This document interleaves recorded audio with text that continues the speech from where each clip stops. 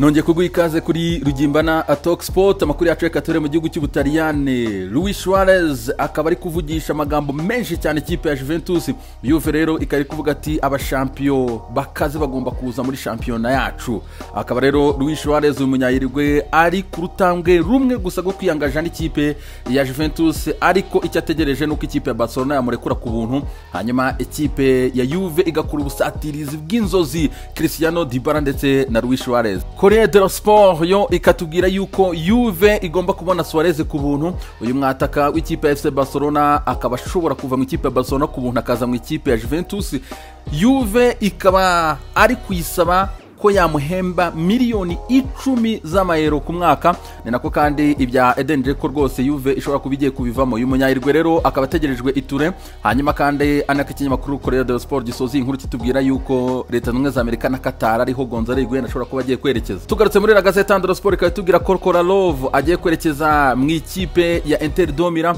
Inter rero ikaba igiye kumutangaho miliyoni 1,500 by'amayero. Abakinyi baba barashize n'ukuri kw'Imana. La Gazzetta dello Sport kandi kabitubwira yuko Brahim Diaz ni urutambwe rumwe gusa akerekeza mu ikipe ya AC Milan, nyuma yuko rero AC Milan imaze kurangizanya na Sandro Tonali ndetse na Zlatan Ibrahimovic.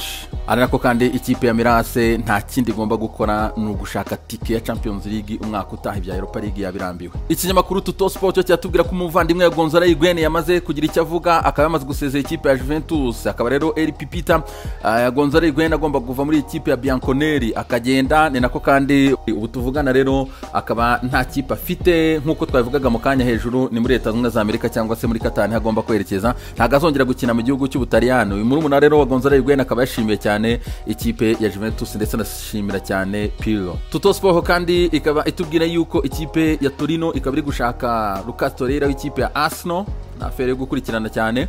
Tuvanga twekeza mu gihugu cya Espagne. Mundo Deportivo ikabitubwira ati ni face à face, no kurebana mu maso nta bindi bihari. George Messi agent wa Lionel Messi akaba na papa wa Lionel Messi akarere yarageze i Barcelona ku munsi w'ejo, hanyuma akaba afitanye kuganira na Bartomeu, papa wa nimero 10, akaba avuga ko umusore we agomba kuva mu ikipe ya Barcelona kandi agasohokamo ku buryo bw'ubwumvikane.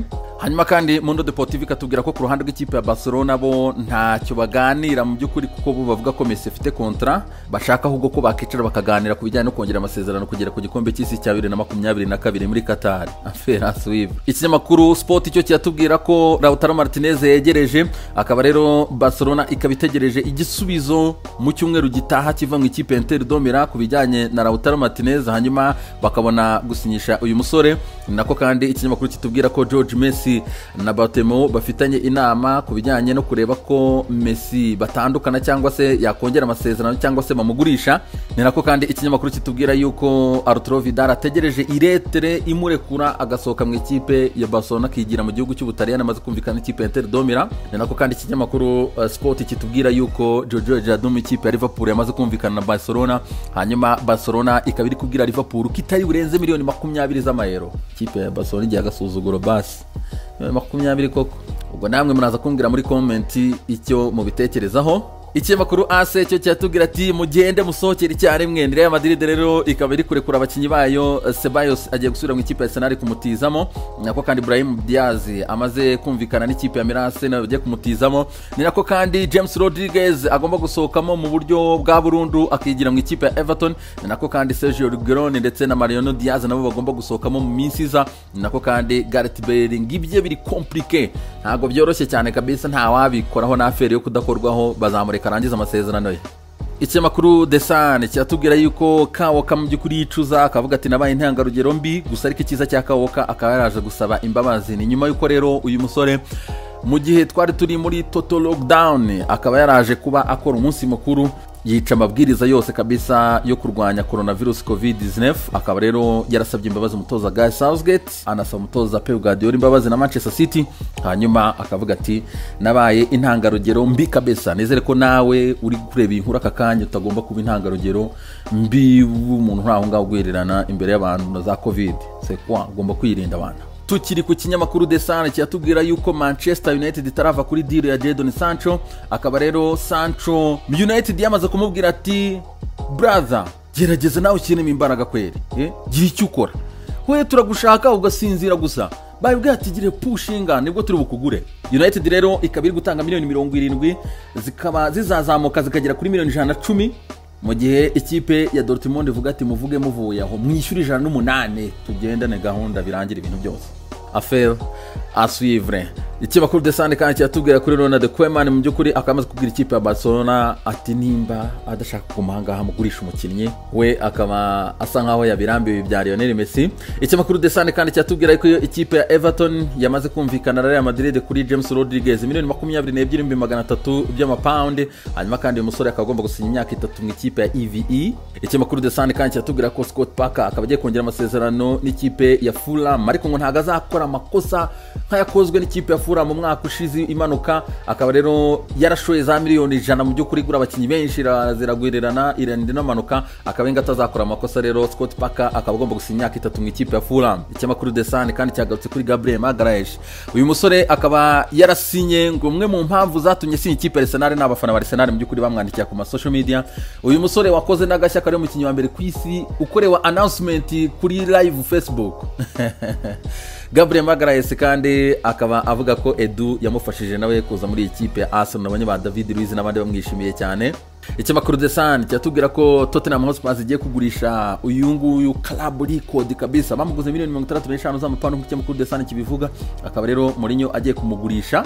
Gusa Inter yarabasuzuguye ejo wundi, Inter iravuga ngo ntago twaneza miliyoni 10 z'amapound.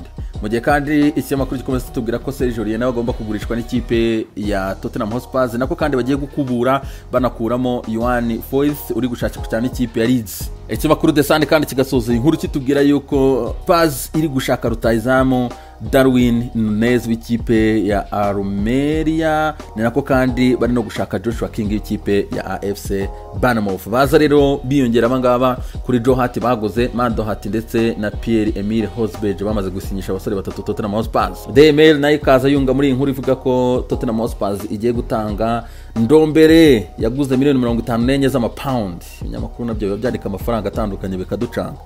The Mail muri ama transfer yayo ikabiza tubwira yuko Leicester City yamaze kumvikana na Timothée Castagne, akaba ari umusore ukinyuma ku ruhande rw'ibumoso w'umubirigi muremure cyane kabisa kuva mu ikipe ya Atalanta, akaba agiye gusinya rero imyaka 5 kuri miliyoni 21 z'amapound muri Leicester City. Babonye igikinyi cyiza cyane. Mail kandi kabitubwira yuko Palace yanze miliyoni 20 kuva mu ikipe ya Leipzig bashakaga rutayizamu Alexander Sirot.